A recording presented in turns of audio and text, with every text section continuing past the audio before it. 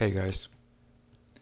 Okay, so a few more cards got announced for the Old Gods expansion.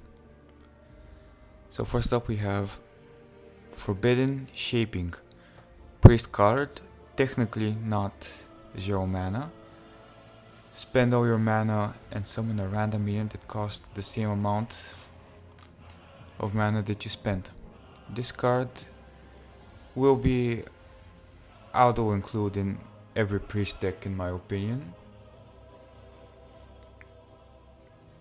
If you ask me, it doesn't matter when you draw it, you're going to be able to play on curve.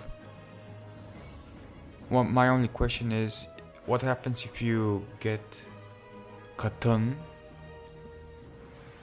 Or will it be buffed by Buccaneers and Elders, or will it be a 10 mana 6/6 without a battle cry?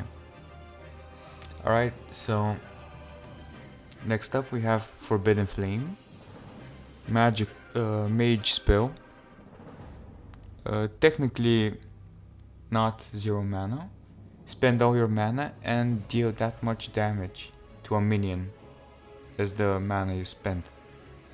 Again, this card is pretty good, but not amazing. It's not like a fireball or a pyroblast, and you can only target a minion. And sadly, frost mages don't get anything out of this card. I doubt it will see too much play. It might, possibly. Okay, so next up we have Forbidden Healing. Paladin card, again technically not 0 mana. Spend all your mana and heal for double the amount that you spent. It's alright, not bad. At 10 mana you can heal for 20, which is pretty good, but you have to use up your whole turn. It's not bad. Definitely could see some play. To summarize all 3 cards, the forbidden cards that I just now reviewed, I think all 3 of them will be pretty good in Arena, because you'll be able to play on curve.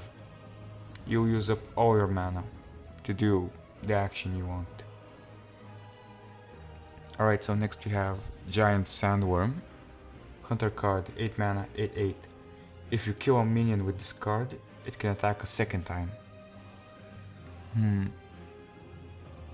Most things die to 8 damage, so it could be good to clear and hit the face for 8, since it's a hunter after all. I don't know if this card has potential.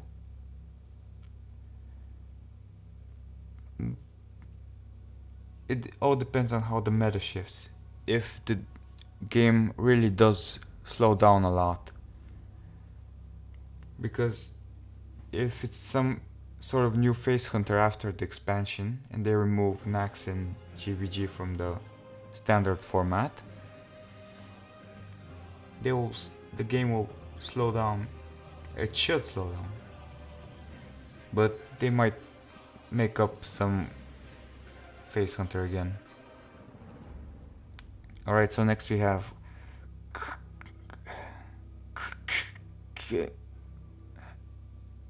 Klaxi Amber Weaver. Druid card, 4 mana, 4/5.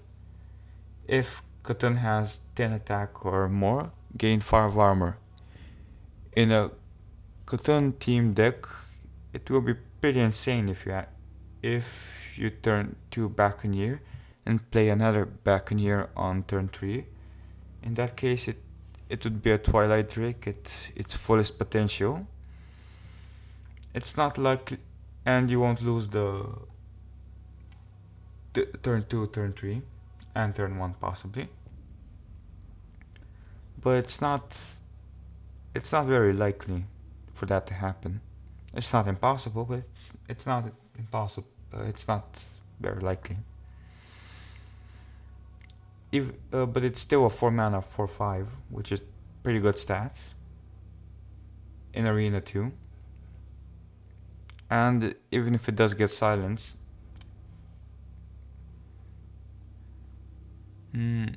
okay. Next up we have Ancient Shieldbearer. Shieldbearer. It's a warrior card, 7 mana, 6/6, battle cry. If Catan has 10 or more attack, gain 10 armor. Basically a shield maiden on steroids. Would be good in a fat Catan warrior, which deck I would imagine would be pretty insane because fat warrior is very slow. And you can build up a lot of power for Catan and then just seal the game. And last but not least, Catan's Servant. 4 mana, 4/2, Divine Shield, Battle Cry.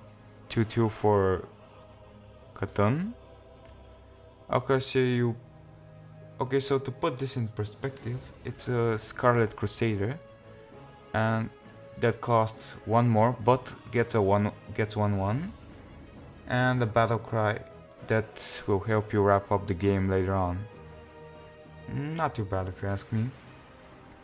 Again, like I said for Loot Hoarder and Polluted Loot Hoarder, 1 health really does matter. It won't die to hero to ping, and then to 1 damage then ping or something like that. You have to put a lot of removal for it. I think this card might be the substitute for the Shredder.